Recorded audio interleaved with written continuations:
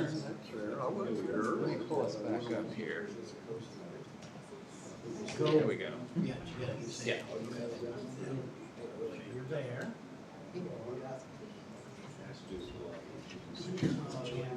Oh, you're out. I'm already there.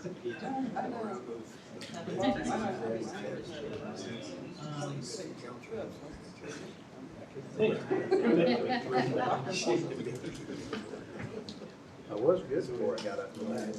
Yeah, would your screen go blank or something? Yeah. Yeah. What happened? What's that?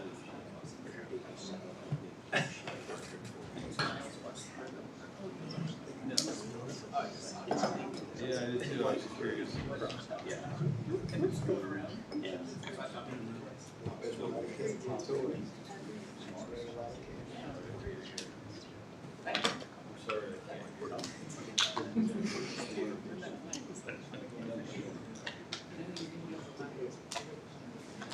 I got it. Just doesn't work this year. Yes. So we're gonna make an announcement? Yeah, so when they, I wasn't planning to disclose or anything, but, Is there anything? I just so they have the information, I was just gonna show them. Put this up on the screen somehow? If you look at a picture of it, Do you have it? yeah, I do have it digitally, I can email it to everyone. Well, if it's on the server somewhere. Yeah, go to World Brandon. Or is that next to us? 2022 trails, Okay. fact sheets, and then it's the first, 103rd, just like that. Again or no? Of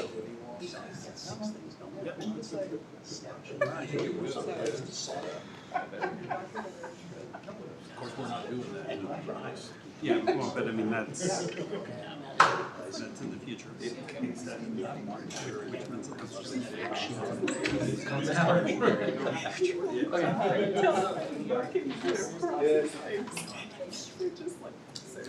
yeah. What are you doing? I'm sure it does.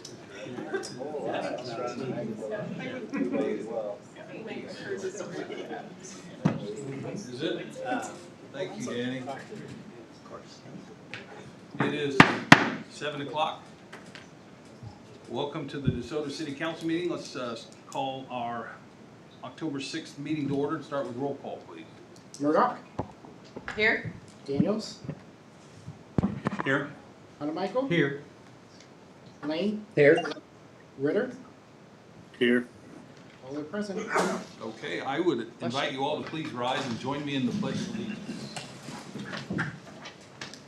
I pledge allegiance to the flag of the United States of America, and to the republic for which it stands, one nation, under God, indivisible, with liberty and justice for all. All right, before we start with the agenda tonight, I want to share some good news. We got unusual happenings, some good news, right, to start a meeting. And Brandon, I'm going to let you take over and share the good news. Okay. So for the past several months, the park board has been working on grants for trails throughout the city. In May, council, you may remember that you approved a resolution authorizing staff to submit an application for a transportation alternative grant with the Kansas Department of Transportation. A few weeks ago, we received word from the state that the city of DeSoto was awarded approximately $780,000 towards a roughly $980,000 10-foot trail along Sunflower Road from 103rd to 91st Street. We were told our application was selected due to its location next to Clearview City, its connectivity to Lexington Lake Park, and its connectivity to a trail near 91st Street. The trail is roughly 1.5 miles long, and like I said before, will be 10 foot wide. We anticipate to work the rest of the year getting the right-of-ways and all of the pre-engineering work done, and then we will be submitting that paperwork along with our 20% match to the Kansas Department of Transportation. We're looking at using community block grant funding as the grant matching for this grant. We need to kind of check in with the state to make sure that's okay. They've indicated that that should be fine. And then we should be sending it off to KDOT with a construction date in 2024. So by 2024, we should have a trail that runs from 103rd up to 91st Street. We do have 2 members of the park board here. I just talked to them. They didn't say they wanted to say anything. We do have Mary Jo and Jem that are in the room, just to kind of for moral support and to kind of thank the council for their foresight and willingness to submit the grant. So with that, I'll sit for any questions. All right. Questions? I would like to thank Mary Jo, Jim, for your service on the park board. I appreciate you guys sticking with us on that. I know those meetings probably get a little long from time to time, but it's good work, and it's nice when it pays off. Good job. Just good job, Park Board. Thank you. Oh, one more thing. I'd be remiss if I didn't thank our Parks and Rec Director, Jay Garvin. He was very instrumental in helping me put this together. And Mike as well did a lot of the I didn't do much. the beginning I legwork. didn't, and we've tried for these programs and similar ones for decades. I've tried to get funding and I've never been successful. And only when I handed it off did we. So I think there's probably a correlation there. Brandon did a lot of work on it too. So good news all around. Great day. Yep. Good That's work. good. Thank you. All right, we will move on to into our agenda. First item is our consent agenda. Tonight on the consent agenda, we have approval of the minutes from the council meeting of September 15th, and we have approval of pay ordinance number 935. Anything anyone would like to discuss or a motion to approve the consent agenda? I'll make a motion, we approve the consent agenda. Second. We have a motion and a second. Is there any discussion of the motion? Hearing none, we'll ask for roll call, please. Lane, Yes. Hanamichael, Yes. Daniels, Yes. Murdoch, Yes. Ritter. Yes. Motion carries. Okay. Mayor, I'll be stepping away for the next one. Okay. Mike, can you make sure the technology removes Councilman Ritter from the meeting, please? Will do. Thank you. All right, item 1.5 is approval of pay ordinance number 935A. I'll make a motion, we approve ordinance 935A. Second. We have a motion and a second. Any discussion? Roll call, please. Hanamichael, Yes. Daniels, Yes. Murdoch, Yes. Lane. Yes. Motion carries. All right. Item, can you get Kevin back on? Yes, just did. Thank you, Mayor. All right. We'll move on. In the agenda, item 2, call to public. Members of the public are welcome to use this time to comment about any matter relating to city business not listed on tonight's agenda. The comments discussed under call to public may or may not be acted on by the council during this meeting. Does anyone wish to address the council under call to public? Please come forward and state your name and address for the record.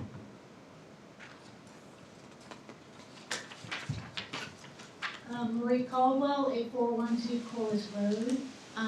In the news recently, I saw an article about the city developer that's already out there at Sunflower wanting to annex another 2,800 acres for use of light industrial.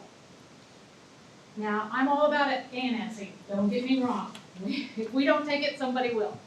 However, this is a huge amount. I mean, if I figure it up, it's about 4 square miles. Our city's 11 point something miles, kind of gives you an idea about the size.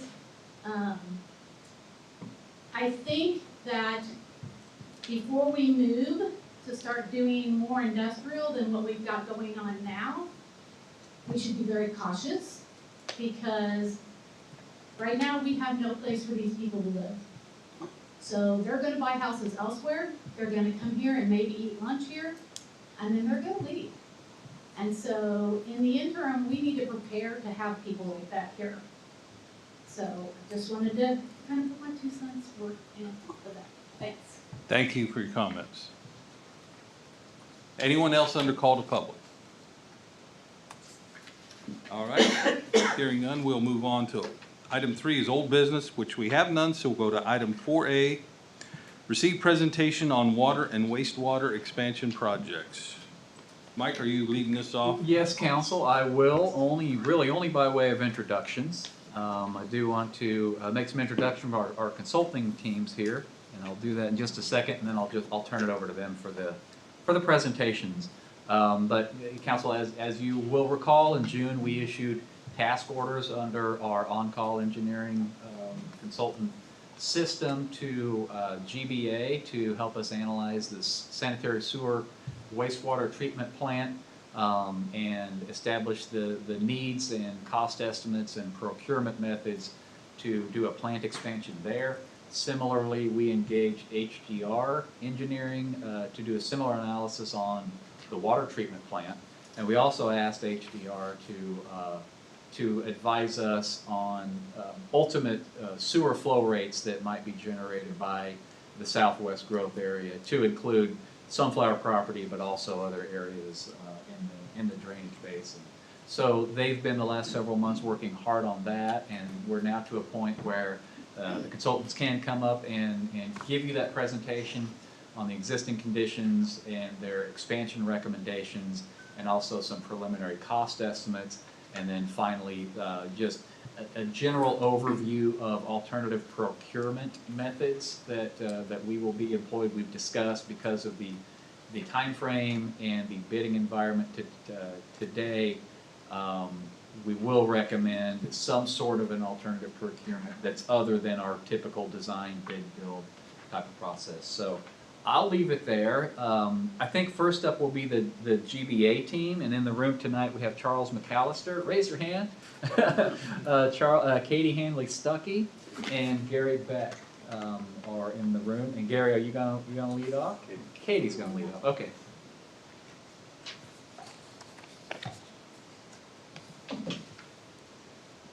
Good evening, Honorable Mayor and Council members. I'm Katie Hanley Stuckey. I'm the project manager for GBA with the on-call agreement with the City of DeSoto. I have here with me Gary Beck. He's the principal in charge at GBA and has 37 years of experience within the industry. GBA is a 450-person firm headquartered just right down the road off of K10 and I-435. We have a long history of sewer facility design in the region. And I want to just start off by saying how thankful we are for the opportunity to work here in DeSoto, especially myself as a former resident. I love what's happening to the city. Here you see the existing wastewater treatment plant. It's located north of town within the Kansas River floodplain and on city-owned property. It was constructed in 2005 and started up in 2007. The wastewater treatment plant was designed for an average daily flow rate of 1.3 million gallons per day, with a peak flow rate of 5 million gallons per day. Flow to the plant is conveyed to the headworks via force main with an off-site pump station. It currently operates within Aeromod treatment plant facility and utilizes an effluent pump station when the Kansas River is high. The Kansas River has a total maximum daily load, or TMDL, so any concentrations that are added to the plant need to meet what's there currently. The wastewater treatment plant was originally designed with 2 expansions in mind, 2 additional 1.3 million gallon per day expansions. That would bring it to 3.9 million gallons per day. However, in a recent flow study presented by HDR, which they may touch on a little bit, the exponential growth that's anticipated in the city would bring it to 5 million gallons per day for the 10-year. This anticipated growth would certainly change the flow characteristics and the volume anticipated coming to the plant, and so it necessitates expansion and rehabilitation. I'll let Gary speak more on the specifics of the plant. Thank you.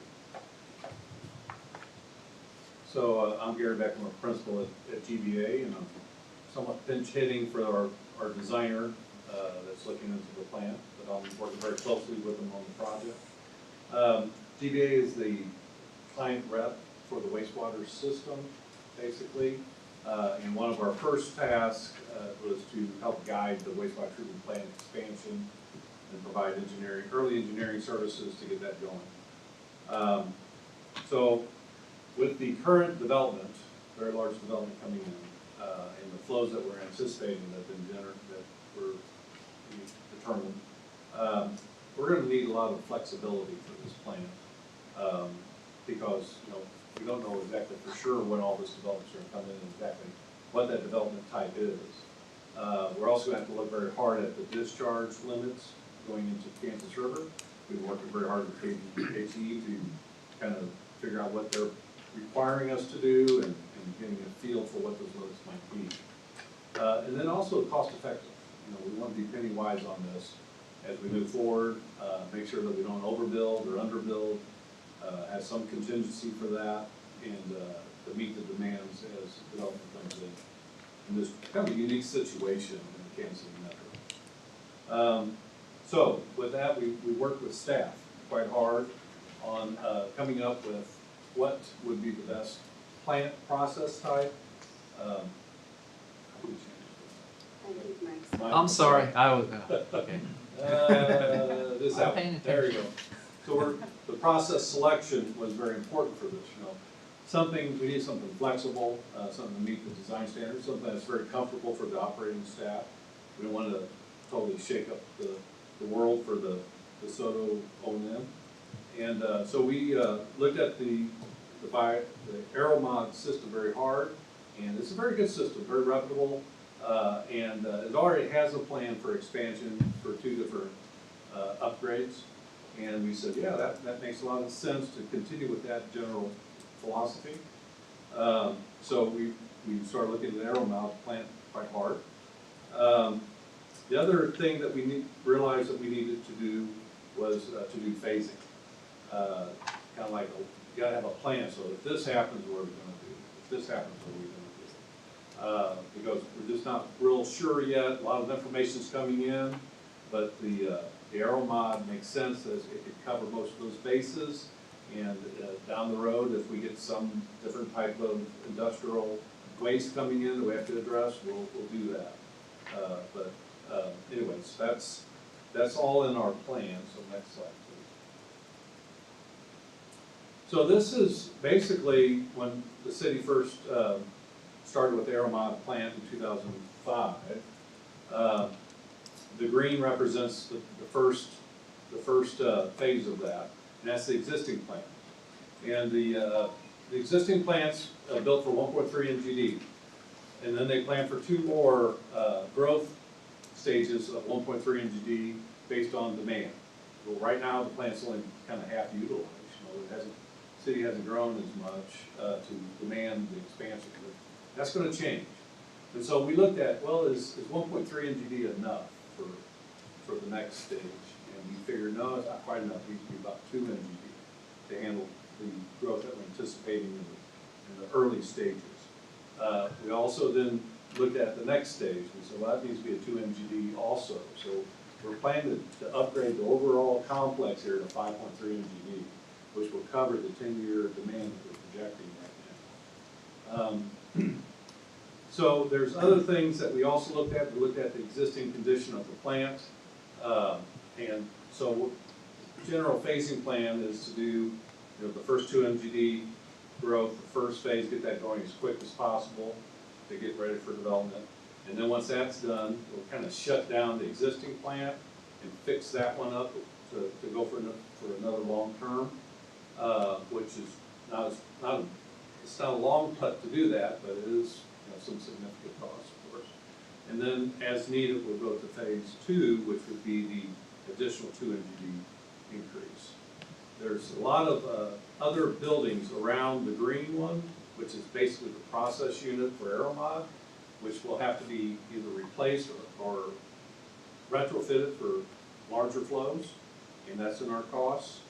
And then, of course, the 2 different pump stations, or the pump station needs, both the influent pump station coming from the west and the effluent pump station, which pumps into the river during high stages. So those have to be upsized to handle higher flows. It's not quite that size yet. Next, please. Okay, so costs, I'll start off by saying that these costs are based with contingency and engineering included in the construction. And, you know, there's some conservative sides to these. And again, the first step is going to be kind of combining the existing conditions repair project and the phase one expansion project into a design build construction project with a team. So that will be done and basically completed by the end of 2024 and a little bit into 2025, and I'll show you that shortly here in the schedule. Phase two is the second expansion, and that would be at $18,806,000.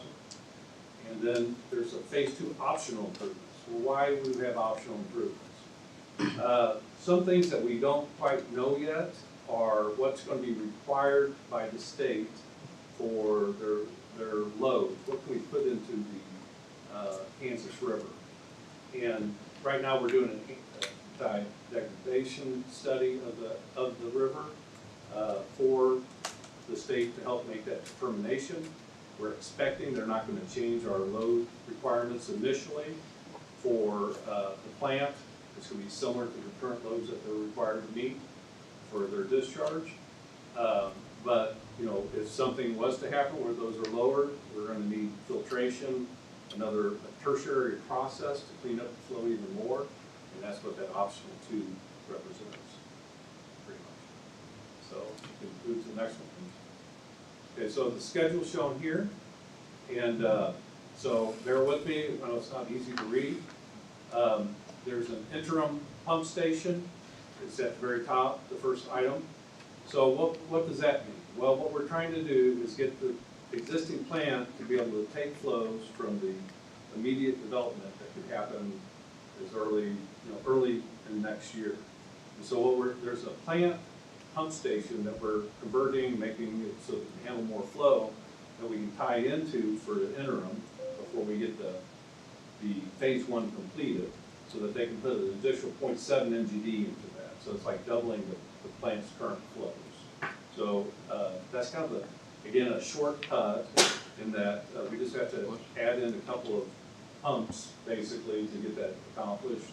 And it'll be waiting there for the developers to tie into it. Again, short-term plan there. The existing condition repair project, again, we're kind of deferring that in 2025. It's going to be carrying the flows until the phase 1 is completed.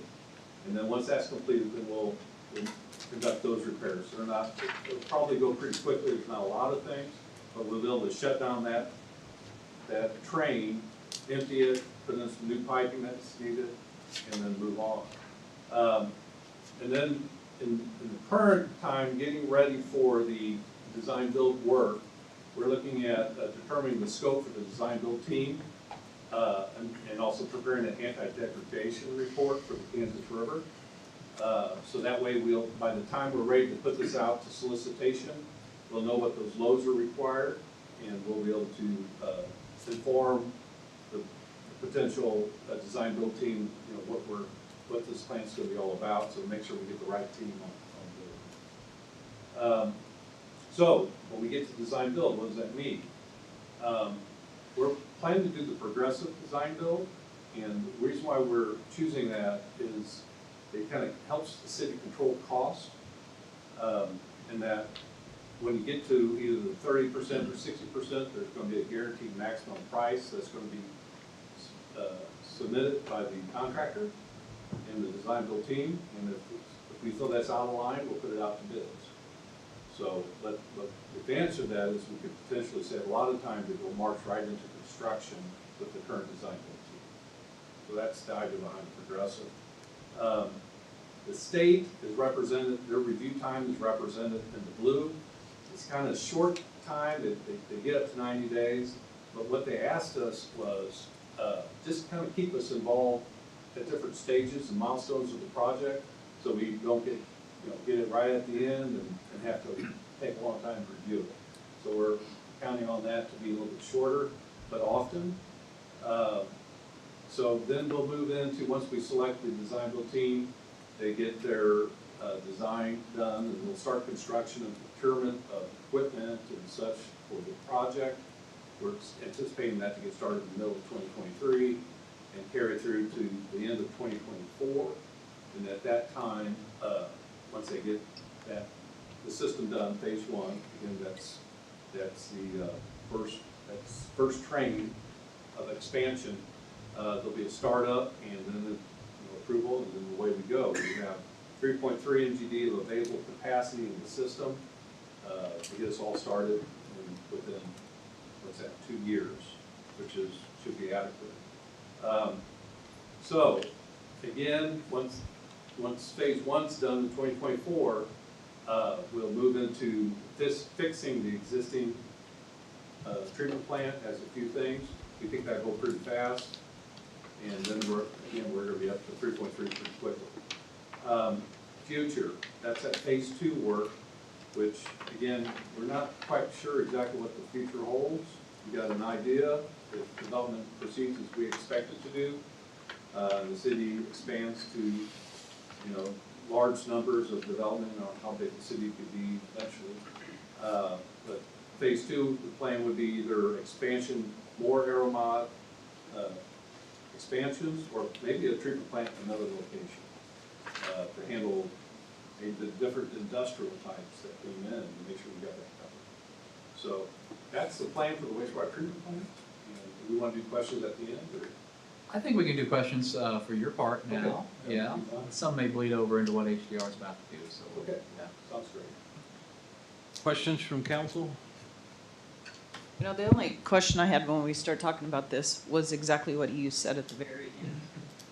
Is that if most of what we have to do, we have to expand, we have to grow, is it not, why wouldn't you do it out closer to the development area if we're having to expand and grow so much?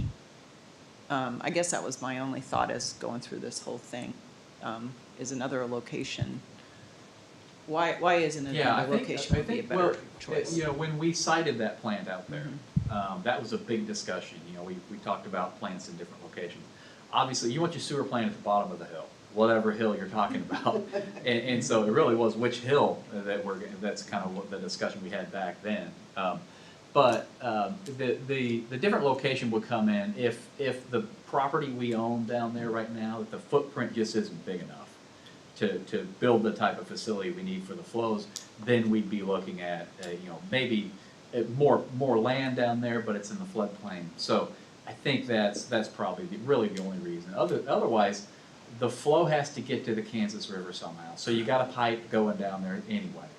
It just you put sewer plants at the bottoms of the hill, typically, unless there's a real good reason not to. And KDHE likes regional plants, not multiple plants. So Yeah, they'd prefer it not split up. not split up if we can. I think on the sewer side, and we'll hear it on the water side too, the toughest part of getting things going here was just deciding how big these things need to be. We know Panasonic's coming in.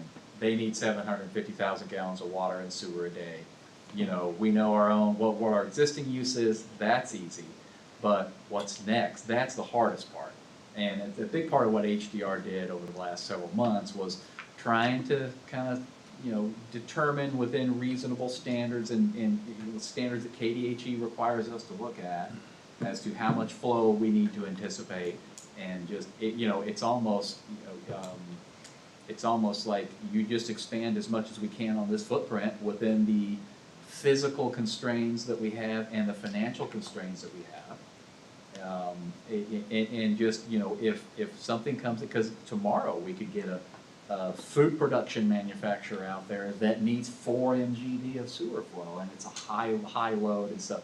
Could change the world, right? But for now, just given the range of possibilities when you're talking about a light industrial development of this scale, I think we've done our best. I think we've done the best anyone possibly can to find what's a reasonable middle ground that's prudent to anticipate the growth, but not overstretch ourselves in light of what's coming. So I'll just stop there for now.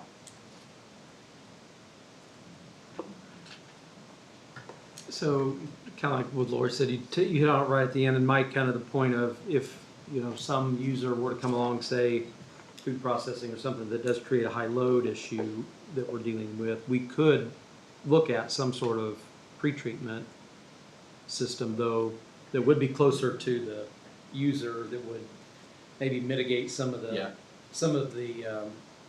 process functions that would have to occur down at the other plant. So we could evaluate that just based on need.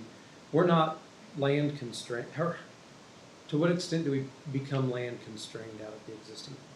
So all the improvements that Gary's talking about can happen within the gate that's within the property that's fenced now. So you can see this fenced in area. Gary, correct me if I. That's correct. So everything he's talking about now can take place in here.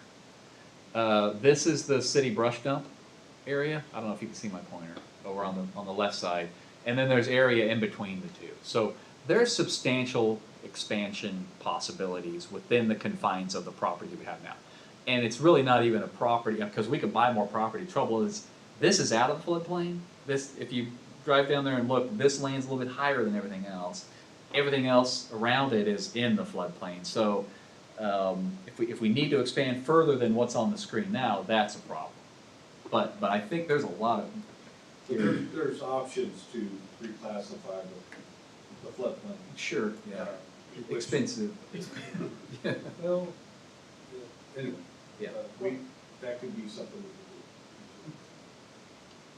But I do think there's, obviously what we're planning now, plenty of room, and then plenty of room to, at least double that. But Is the construction time frame that's anticipated or allocated considered aggressive or comfortable? It's aggressive, but it can be worked into the contract. They're on the hook. The question I had then, with the procurement then of the materials, if this is it's a prescribed manufacturer, basically, an Aeromod Yes. system, right? Are there lead times gonna work into what we're looking for in that 1-year construction schedule? And There are some lead times that need to be looked at. We'll work out with the design build team. GBA also has the opportunity to buy equipment, or the city to buy equipment early as well. And as we narrow down the the exact needs, process. yeah. But we could leverage the design build procurement process to do that. Aeromod's pretty good at providing equipment that's needed for these projects. Yep. So they're kind of local. And of course, they've been involved with our discussions. They're aware of our time frame. But there's going to be some expansion and so some things that will exist, things other than the Aeromod process we need to take a look at for that reason. Okay. Danny, anything? Okay. Thank you. All right, thank you. Thank you. So the HDR team is next, and it looks like Jess Adams Weber is the first to go, and Yep. Charlie Sievert is also in the room. So I actually brought a handout, so Okay, I'm gonna good. pass these I'll pull up around, your just something. PDF. there. Yeah. This is just a little bit of design build.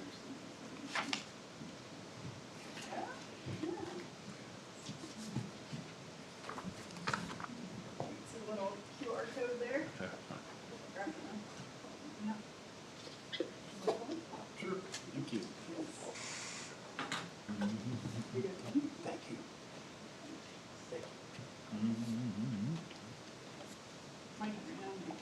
Oh, that's fine. I know how to get you. All right.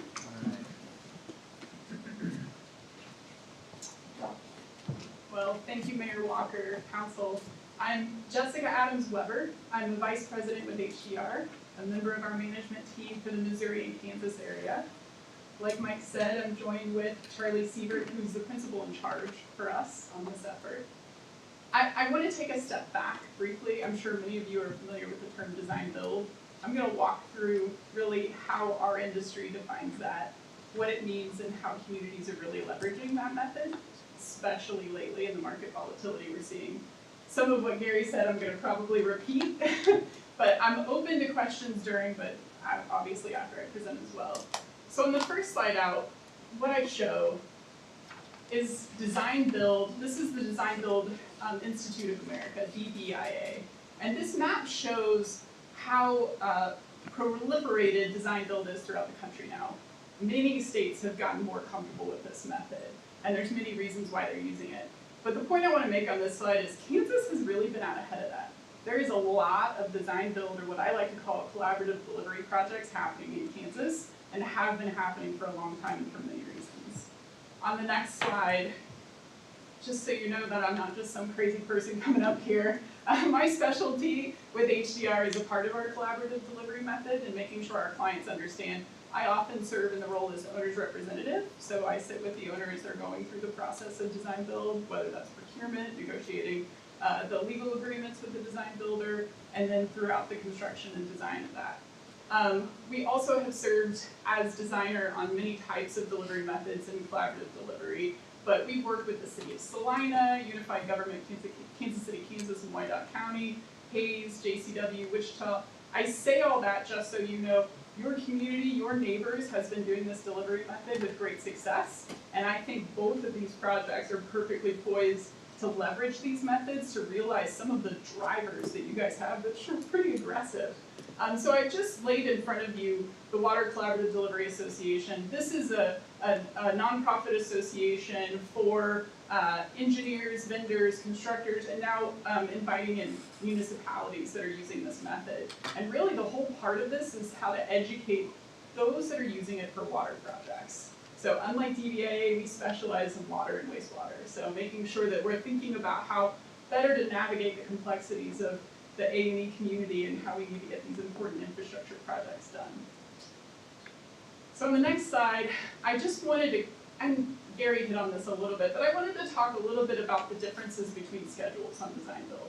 So a traditional design bid build, you go through that design process with your engineer. They put together a set of bid documents, and there is where the cost is established. They put that out to the market, and the market tells you what the value of that is through selecting your lowest responsible bidder. Now, from what I understand, that's the typical method that the City of DeSoto has implemented.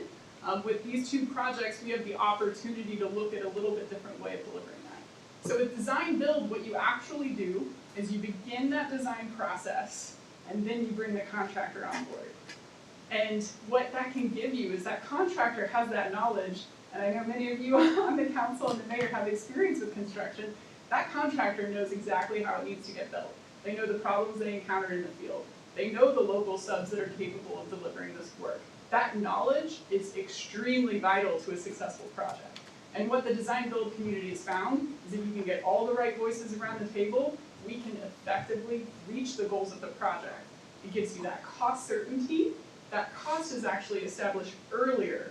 And so you have a preliminary design, contractor comes on board with that knowledge base, and helps you understand what you need to do from a budgetary perspective to deliver that project. And so the other advantage is you can get going on construction much earlier in the process.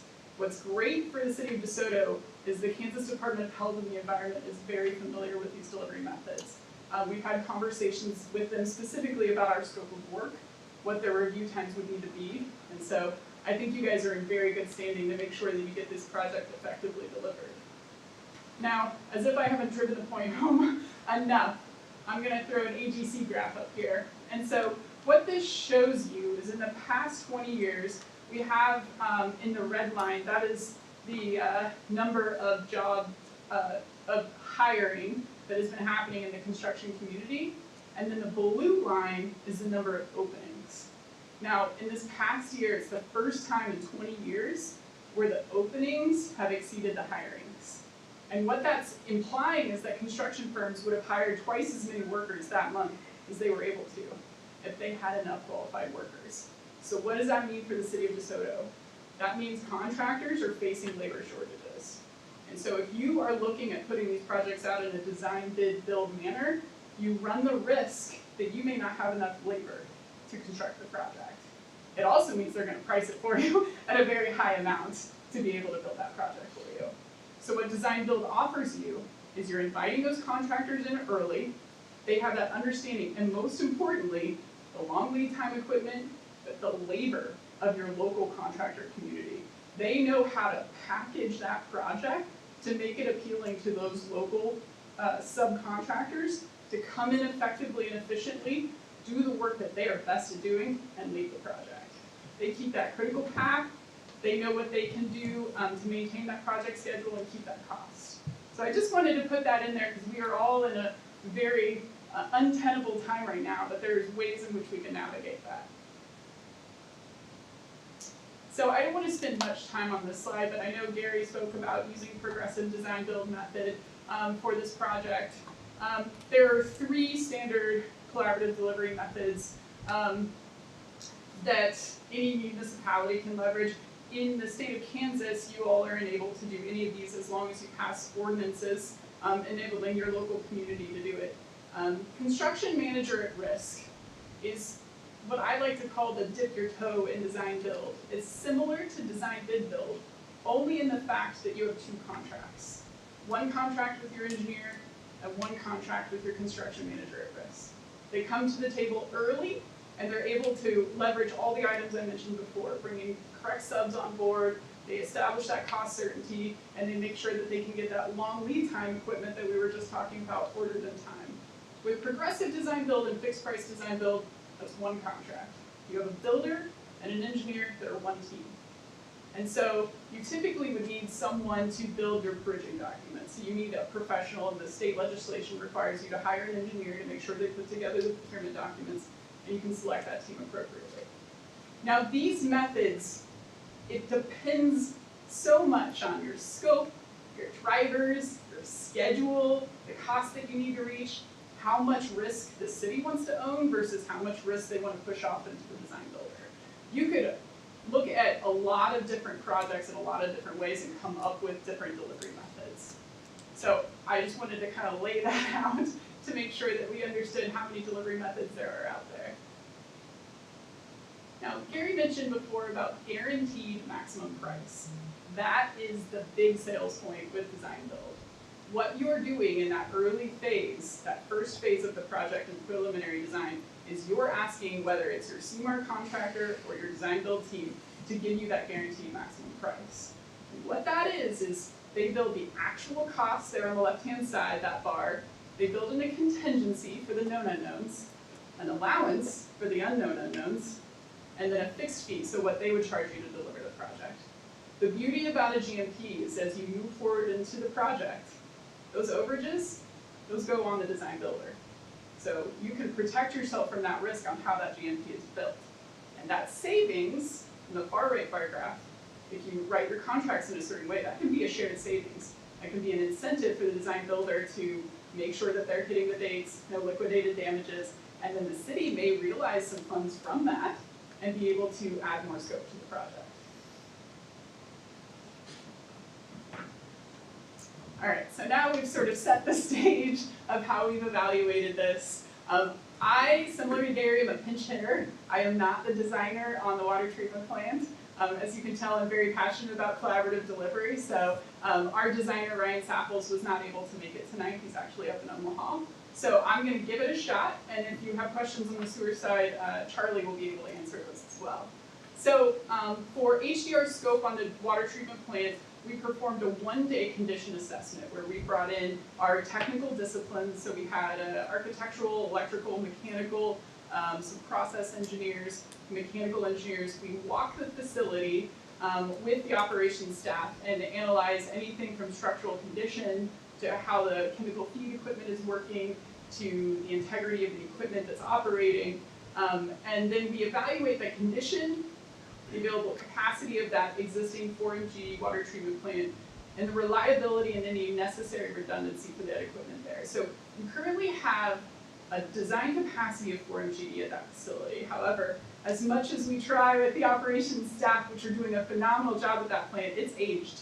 And it's important to recognize that there's equipment there that needs to be replaced. And I'm sure that they would be very excited at recognizing some of these improvements to bring it back to its 4MG capacity. So HDR developed the recommended improvements, but we did that in context based on discussions with Mike on how can we package this to make sure that we're meeting the December 2024 deadline of serving water to your developers. So when we looked at all the needs of the water treatment plant, we realized that this project really needs to be split into two. You have the critical path of getting that water ready for that need by December 2024. And then you have some other items at the treatment plant that need to be addressed. So in the next slide, the first package is really focused on equipment replacement. Those softening basins, the existing softening basin, in order to run 4MGD in both trains, you have to replace that equipment in softening basin number 1. You also, it would be helpful for the redundancy and the reliability of this facility to have a redundant line feed silo and feed system. Also, it would be for the purposes of achieving that 4MGD capacity, we will need to rehabilitate filters number 4 through 8, as well as replace the high service pumps which feed water out into the system. And as always, it's really important for operations staff to have improved SCADA and instrumentation control so they understand what's happening in the treatment process. Now, after evaluating this, we determined this first package based on the equipment required for it. We built in some contingency and what we would anticipate the fees for the contractor to be. This does not include engineering. This is strictly, our opinion of the construction cost would be $17 million. Now, we wanted to look at this because this needs to be done by December 2024. You guys already asked about long lead times, what we need to know. So we've been speaking with equipment manufacturers to make sure we understand that. We picked the delivery method, or at least we're recommending the delivery method tonight based on what we know needs to be delivered in time for 24. And most importantly, we've discussed with KDHE how they would do their reviews to ensure that we can get through our design really effectively and reach this deadline. And we have their buy-in on the proposed schedule we're going to show you tonight. In the second package, this is about reaching that 4MGD capacity that the plant was originally designed to do. There's a lot of items to address there. There's some safety and code improvements that can happen within the treatment building. I haven't had the pleasure of going through the building. I don't know if you all have either, but I've heard stories. And so it's time for that treatment plant to get an update and to allow the operators to work into an environment which is safe and that they can get their jobs done. There's some piping and valving, metering items that need to be improved. The chemical storage and feed systems is really important from a process perspective. There's some improvements that can be done on the existing chemical feed systems, as well as some site work for a new disinfection building. Now, our opinion of probable cost, very similar to the previous package, is about $10 million for this improvement work. This will require a little bit longer KDHE review because for drinking water, unlike clean water, they need to make sure that any process changes aren't impacting the health and safety of the community. So they want to make sure that they understand what design changes we're proposing. This is going to improve the facility condition, provide that reliability and redundancy that as a community you all deserve, and most importantly, extend the useful life of that facility. Now I also put some bar charts on here, so you see my lovely Gantt schedule. That December 2024 deadline is everything we were looking at when we were evaluating the delivery methods of this. Because there's a lot of different ways to skin this cat, and the most important piece here is how soon can we procure that equipment and with what certainty, and what kind of risk can we put on a contractor that they won't price back at you and try to charge you through the roof to be able to procure that equipment in time. So based on our familiarity both with traditional design bid build, construction manager at risk, and fixed price design build, we've laid out the schedules according to our discussions with KDHE, our knowledge of what's required to procure those contractors, and our anticipated construction timeline for that. Now, the reason we didn't look at progressive design build for this, and this may come from the market survey that we do with the contractors, is typically with progressive design build, they're looking for a little bit more innovation to bring an engineer on board with them to evaluate. It needs to have a little bit more sexy, design needs on it. This is very straightforward. This is equipment replacement. We know what we need to get in there. It's replacing in kind. What we determined is that the construction manager at risk, specifically for this one and an assumed 18-month construction deadline, may potentially, if the stars align and our understanding of the current market are correct, get you to that deadline to be able to provide that water by December 2024. Now in the second package, the drivers there are more about updating the reliability and resiliency of that existing facility. So you're not driven by that, developer timeline. So you have a little bit more flexibility. So we evaluated all the procurement methods here, what would be required for design, how much time PDHE review would be, and what the procurement timeline would look like. And the construction as well, which will take a little bit longer because this is a little bit more involved on the process side. So after looking at all these delivery methods, we have recommended construction manager at risk. So we've merged both packages together. We've talked in depth with KDHE on how their review would go. We're looking at a way in which we can quickly develop procurement documents for those equipment and make sure that the specifications and any needed replacement is communicated effectively with KDHE. And then what we've done is we have aligned that procurement with the CMAR contractor to make sure that as soon as we were able to procure and bring them on board, we would have KDHE's buy-in on what equipment we need to procure. We would have the packages together and they could order that equipment right out the door. And so, again, this is all based on the assumption of, the December 2024 deadline, but we feel we're confident that this delivery method, especially how often it's used here in the state of Kansas, would help put the city of DeSoto in the most successful track to meet the deadlines necessary for this project. So I can just say that the schedule will work, but it's really important to ask the market, will this work? So in collaboration with Mike and Charlie and others within HDR, we've developed a contractor market survey. The intention of this is that following this meeting, we will get this out to both local and national contractors who perform work in the state of Kansas with the intent of getting feedback prior to any procurement that would be done. So we make sure that they, one, most importantly, know about these projects. Two, we have an understanding that they're comfortable with the delivery methods we're concerning and what they understand their role would be, and that they have the bonding capacity and the ability to deliver projects of this size. This will definitely influence how the city can move forward on procurement, and will definitely inform you and the community that these projects need to be done in this timeline. With that, I'm open to any questions you guys might have. Questions? Can you go back to the schedule, the combined schedule, Mike? So, yeah, that one. So, you've got that period of time where the phases or the packages are actually overlapping, and really by the end of 24, you're halfway through the package 2 kind of work. Do you see that we've got plant enhancements that are already effective, already in place and effective by the end of 2024, in addition to meeting the bare minimum stuff, or do you really not get the benefit of the package 2 stuff until the work is closer to completion? So Is it incremental or is it a cumulative update? Yeah.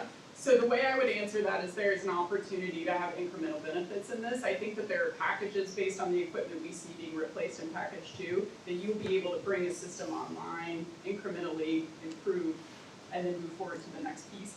All that said, this is very dependent on the subcontractors that you would need to bid out for this, the lead times that you would need for some of this process equipment, and this is really where the contractor is going to help inform us how we need to package both of these projects. Because there may be something that our team as engineers have put into the package 2 where they may be like, hey, bring that in package 1, we can get that piece of equipment much sooner than you guys think that we can, and we can get it online before December of 2024. This is all the benefits of that collaborative delivery method, and speaking to those people that are building these projects right now, facing the long lead times of this equipment to help us understand that. So I guess my answer is yes and no. Yeah. So Mike, this all still also is based on just getting to a 4 MGD capacity. How does the 4 MGD number look for us?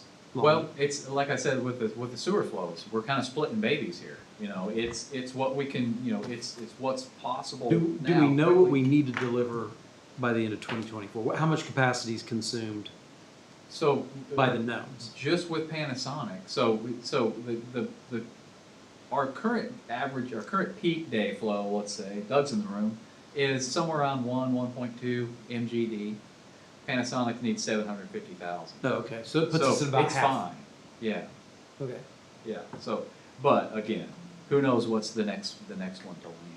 We did evaluate what it would take to go to 8 MGD. I didn't include that. So we do have a third package evaluating that, but that's really, again, triggered by growth. Yeah, It would be a very similar size package as the package And 2. We estimate about 10 A million. big part of getting to 4 is the redundant capacity elements. Mhm. It's a big part, because one clarifier, softening base, can do 4 MGD.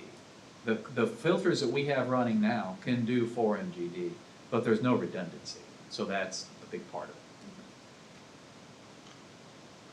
The other thing I just mentioned, just a couple things. The design, build, whatever procurement process will require us to modify our purchasing policy to accommodate that. So you'll be seeing that here in the next several months whenever we have that ready. Kind of both of these things, you know, the work orders, the task orders that we have now are not done. You know, GBA still needs to help us through these bridging documents for whatever thing we choose. That work still needs to be done on the sewer and then HDR on the water side as well. So that's still yet to come. And then the other thing that we weren't prepared to present in any formal way tonight is the well field improvements. I did send an email out yesterday about some recent discussions that we've had with the contractors that building Panasonic. They need a lot of water for their construction operations that we didn't know about before, and we haven't really promised to anybody. But we think we're in the best position to provide that water. They need raw water for grading operations and dust control, and then some concrete batch plants. So that's going to need well improvements. We know we're redoing 2 wells now. We need to proceed and redo another 2 in addition to that before next spring. So we'll be coming to you with some recommendations about that, hopefully by the next meeting, to get that process going. GBA has been, remember, we selected them to design those initial 2 wells I think it was about a year ago. So they're helping us with that. So that the well field, the raw water supply really isn't part of this yet, but it certainly will be. So evaluations on that to come, recommendations on those elements to come. And I think that was it. I think that was it. I just wanted to make those points. And again, and I do want to recognize and appreciate Doug Smith, department head. Doug has just been neck deep in all this. He really has spent a lot of time with both teams, and I appreciate him. And this is our one time per 2 years council meeting that Doug is obligated to come. So appreciate Doug this evening. Is this going, can I ask a question? Absolutely. Is this gonna fit inside the filtering plant, and are we gonna have to put in another basin? We got one that's not in use, right? Yeah. So we got redundancy there, but it's gotta be refitted or something, Exactly. right? Okay, so are we looking at adding another one of those, or do we have the space to do that? And also the filters, we're using 4 right now, but we have the capability of 8. Yeah, it should be 12 actually. Or 12, and those can be redone and stayed in the house and stay envelope. In the same building, yeah. Okay. We do not need to expand that footprint. On the clarifiers, the third one would only be needed if we go to an 8 MGD package. That's the only, that's Oh, what. the other filters, you mean? Well, the clarifier, the solids contact basin, the 2 okay. round circular clarifiers Yeah. outside. We redo the guts on the one that's you know, the redundant one now. We would need a third if we need to go beyond the 4 MGD. Now, does that include the? That would be the next phase. That's not included in any of it. Okay, is any of this, in this construction package, does it include another chemical tower for It the does. other soft basin? Yeah, it does. It includes another lime silo. Yeah, okay, Yeah. okay, that's what my question was. Yeah. My key takeaway from the report, the only real change to the process that you're looking at is our disinfection at the end, right? I mean, everything else is gonna stay the same, but just be fitted with new equipment. Yes, it will remain a lime softening facility with filtration and disinfection using free chlorine. Thanks, Mayor. Okay. The next obvious step for us is the funding, the financing plan. And you'll remember, we also engaged with HDR to help us seek funding opportunities and grants and loans and for all the world of infrastructure that's happening now. They continue to work on that. There's opportunities for SRF, State Revolving Fund, through KDHE, which is a loan, but it's a low interest loan, and that means a lot more than it did 6 months ago with interest rates, what they've done lately. There's other opportunities for grants, or we're still pursuing those. Kevin's in the room. I'm glad Jeff White is not in the room because I didn't prepare him for sticker shock on these cost estimates because it is a bit more than what we'd anticipated coming in.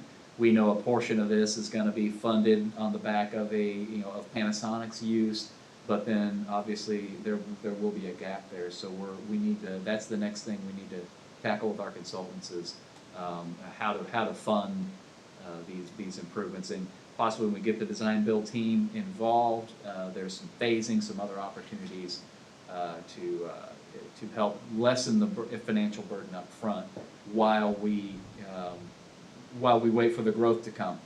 Obviously the need's going to precede that a little bit, but I think it's important. I don't think anybody would disagree. It's important to stay the course, to proceed with the bridging documents, to get the design build teams on board, and for now. So tonight we wanted to give you the information, go over generally the improvement plans, talk about the procurement methods, and just keep you involved on an information flow basis on what's happening, because we really have done a lot of work in the last few months.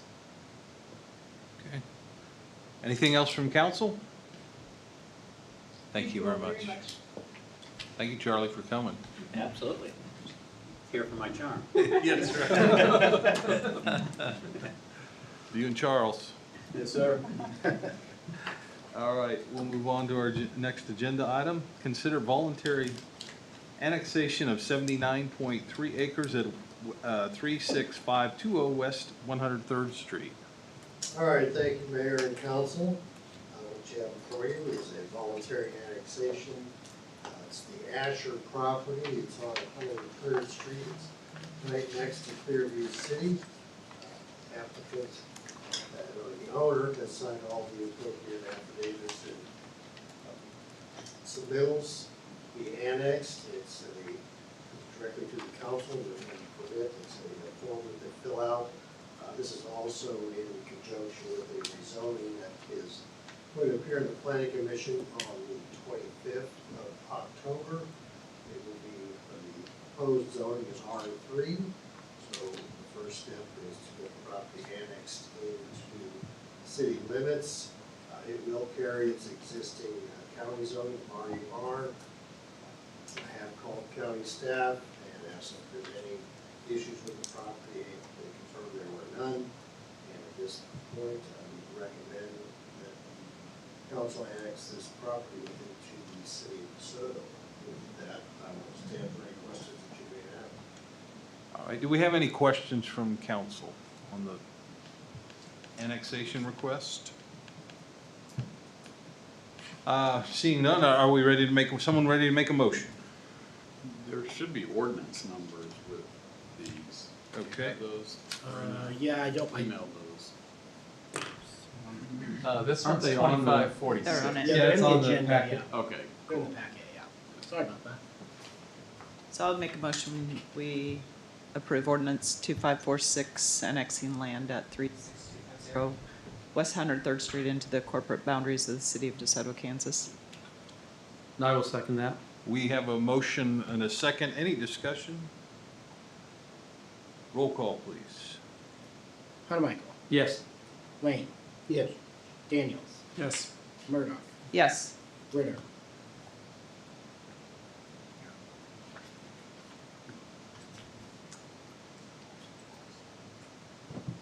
Ritter. He said he's unable to unmute her. Oh, well.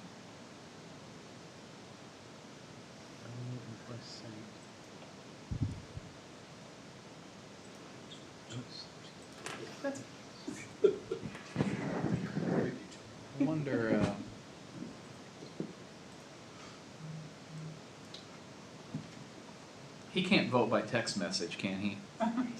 Think so. He did say yes. For the record. Kevin, maybe if you can hear us, I'm gonna dismiss you from the meeting and maybe you can try to log back on.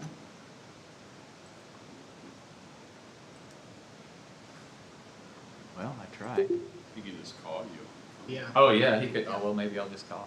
All right. Let me give him a call. So did we get his vote registered yet? Well, I don't think technically Okay. yet. All right. He's back. Can you hear me now? Oh, Yeah. yes, yeah. Yeah, I think when you cut me off early on, it muted it forever. Okay, sorry, we'll have to figure that out. Sorry. Ritter? Yes. Motion carries. All right. Did you get those recorded, Brandon? Yes, I have them. All right, motion carries. We'll move on to item 4C, consider voluntary annexation of 27.7 acres at 9965 Edgerton Road and 10115 Edgerton Road. All right, thank you, Mayor and Council. This report is pretty much identical to the one I just gave. So this is the Shanzy Trust. It's 27.7 acres. There's actually 2 tracts in this area to be annexed. All the appropriate signatures have been gathered. I did talk to county staff about this location. There's no outstanding property issues. It also has a rezoning for the Plan Commission of R3 that will appear in October. And there seem to be no additional comments or questions. This is all part of its development. They're both have a purchase option on both of these properties. At this point, staff would recommend the annexation of the Shanzy Trust of 27.7 acres.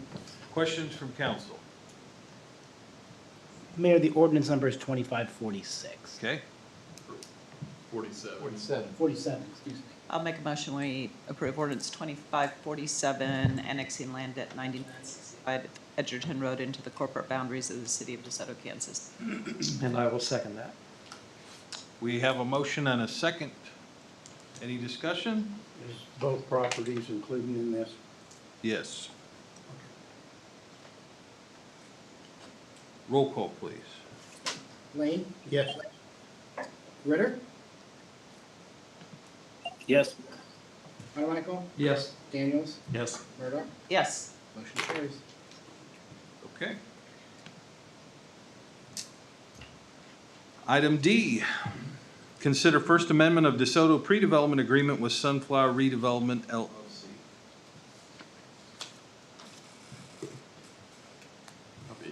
Kevin Wimpy, I was out last week, so Kevin Wimpy headed this up, and he's here.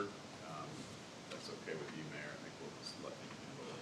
Yep, Kevin, would you like to come to the podium, please? And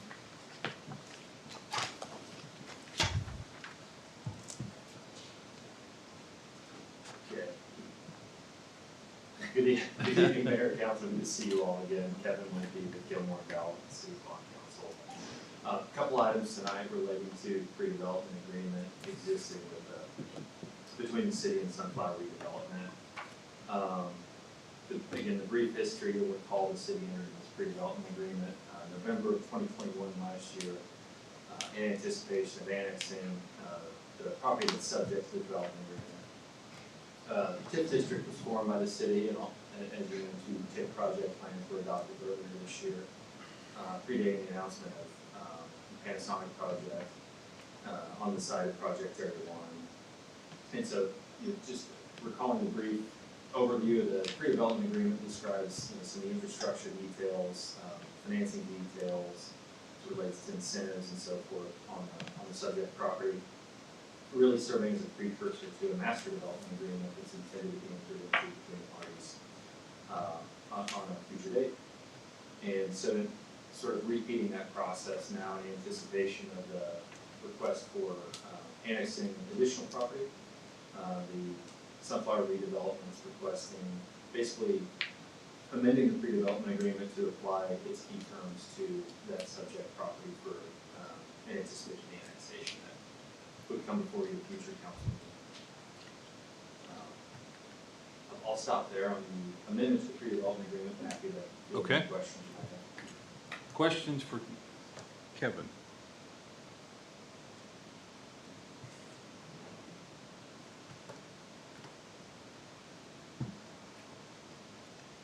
Okay.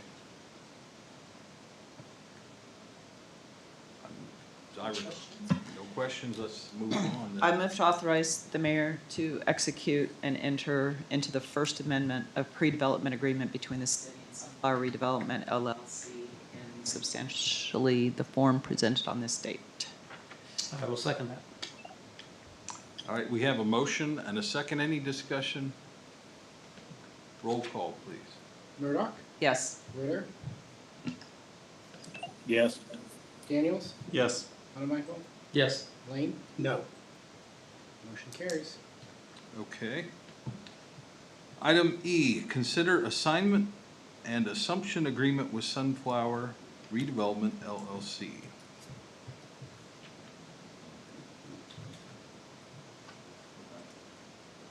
So on this next item then, so piggybacking off the last, did the pre-development agreement entered into and did it be amended by your last item? Sunflower and Panasonic have the terms on their private agreement as it relates to the property for the first phase of the Panasonic project at the site. And really the purpose behind this assignment is under the terms of their agreement is that Panasonic seeking assignment to the Panasonic entity of Sunflower's rights under the pre-development agreement as it relates to the property subject to the Panasonic project. So, a lot of words to say Panasonic's being assigned those rights on the site for their intended. Their 300 acres, they acquire those rights? Correct. Any questions? This is just project area 1? Project area Or is it 1? project area 1 and 2? Correct, yeah, project area 1 and, for what we're calling the Panasonic project now, so project area 1. And again, it's the pre-development agreement intended to be precursor to the full-blown master development agreement.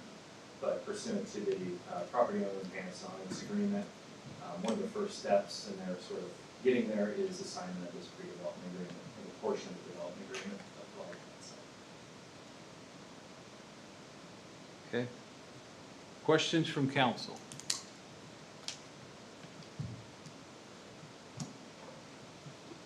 We ready for a motion? Yeah, I'll make a motion. We authorize the mayor to execute and enter into the assignment and assumption agreement among the entities named therein and the substantially, I'm saying that wrong, the form presented on this date. I'll second that. Okay, we have a motion and a second. Any discussion? Roll call, please. Daniels, Yes. Murdoch, Yes. Monaco, Yes.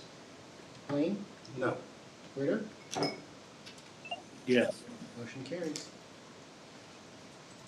Okay. Thank you. Kevin?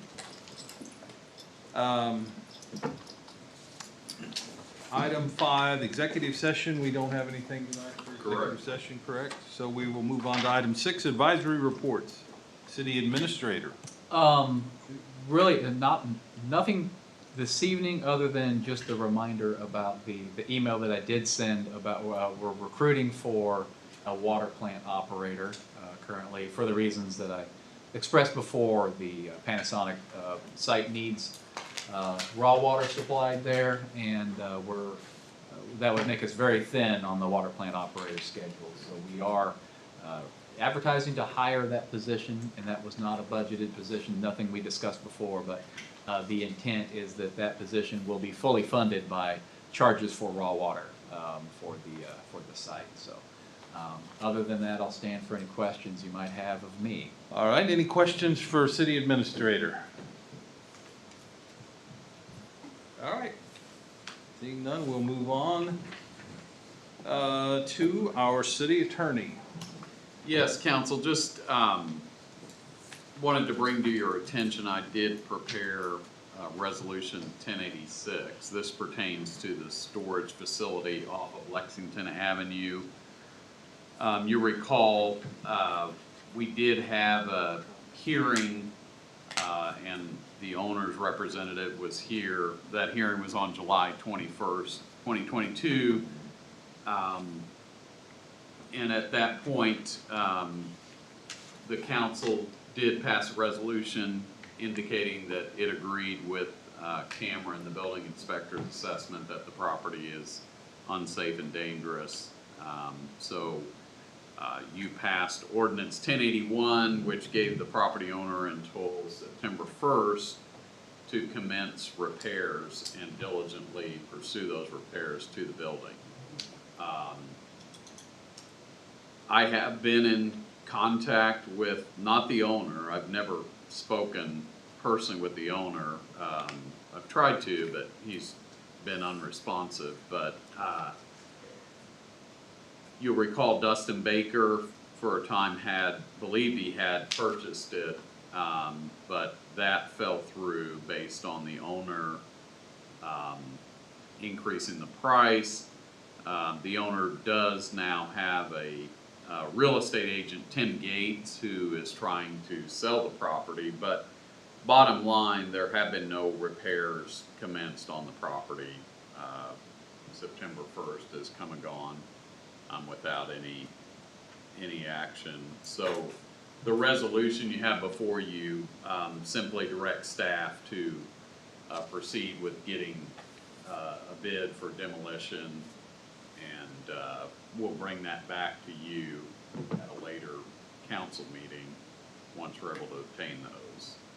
So, and we'll obviously, assuming you pass this resolution, I'll share that with the owner, and so they'll know, you know, that the building's subject to demolition. So with that, I'll stand for any questions. The resolution's number 1086. Any questions? I asked Patrick to advance it because I thought it was important that we continue our process and not let this languish out there any further, so. So cost of demolition to the owner to lien against the property? Yes, it will be assessed against the property. That assumes the demolition occurs prior to the property changing hands. So, you know, if the property did change hands before we demolished it, then, you know, we'd have to start the process over. But for now, yes, it would be assessed to the property. No, I agree. Keeping it moving, just, we can't act on this without having been been published on the agenda. Yeah, that's the mayor's prerogative. Okay. I say yes. Yeah, okay. So if there are no other questions, I would ask for a motion to approve resolution 1086. Yeah, I'll make a motion. We authorize resolution 1086, directing staff to make arrangements for the complete and demolition of the structure located at 32855 Lexington Avenue, and to make the premises safe and secure. I'll second. All right, we have a motion and a second. Any discussion? Roll call, please. Murdoch, Yes. Daniels, Yes. Michael, Yes. Ritter, Yes. Lane, Yes. motion carries. Okay, thank you. Anything else, Patrick? No, thank you. All right. City planner. Yeah, Mayor, I just want to point out that at our committee meeting, you'd mentioned. Brad, you need to come to the Yeah, microphone, okay. please. I'm I was sorry. wondering if I should just start hopping up. Yeah, how long have you worked here? Well, I don't always comment on my advisory. Anyway, I was gonna say, you made a comment at our committee meeting on housing that, I think it was Commissioner Hanslick from the BOCC, how are you gonna solve your housing problem? And not that we're gonna be able to solve everything, but we do have those two R3 rezonings that I mentioned. Don Park has a R2 zoning application, which will appear before the planning commission as well. So our development community is stepping up to the plate. It's just finding available property that will have or will have adequate utilities. So, and I often get calls, and I know Mike gets them too, because he forwards some obligated to respond to. So, the development community is very active and aware that we are looking for housing and ways to solve that problem. That's all I have, Mayor. Thank you. Assistant City Administrator, Brandon, anything for the group tonight? Yeah, I have two things. Okay. The first one is about a repair for a truck in our fleet.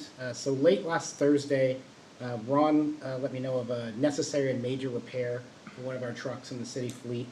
The truck is a 2015 F-550 assigned to the water department. The vehicle hauls several pieces of equipment, including the vacuum extractor. After some inspections, our mechanic found that one of the connecting rods had broken out, causing a complete engine failure. Fortunately, the truck will need a full engine replacement, and while examining the truck, they found that the front end suspension also will require some repairs. The vehicle has a little over 65,000 miles, and is unfortunately out of warranty. Ron and his crew had reached out to several local vendors and found an engine in stock locally. The total estimated repairs for the engine swap is estimated to be $14,637. This amount exceeds Mike's spending authority, and so I recommend that the council authorize the city administrator to sign a purchase order with Midway Ford Truck Center and Domo Power in an amount not to exceed $14,637 to repair the vehicle. Okay, questions? Motion? So moved what he just said.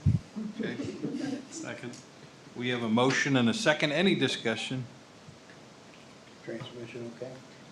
Transmission's okay, the suspension. For now. Yeah. Yeah, I asked about the suspension because I was wondering if they were towing too much, and he said just the nature of the water, they get up in roads and dirt paths and everything else. The suspensions just occasionally just get repaired. While they're taking out the engine, they might as well repair the suspension. All right. Having no further discussion, roll call, please. Murdoch, Yes. Daniels, Yes. Michael, Yes. Ritter, Yes. Lane, Yes. motion carries. Okay.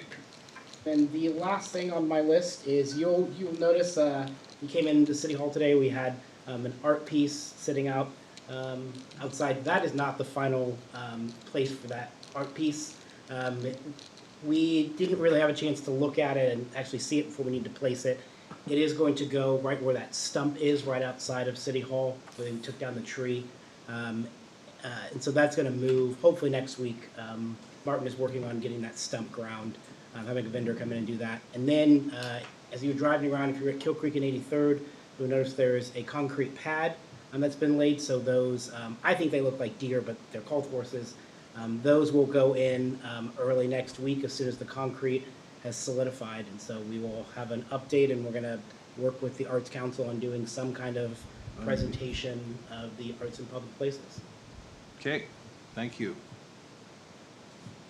Council comments. I'll start with you, Kevin Ritter, online. I don't have anything tonight, Mayor. All Thank you. right, thank you. Danny?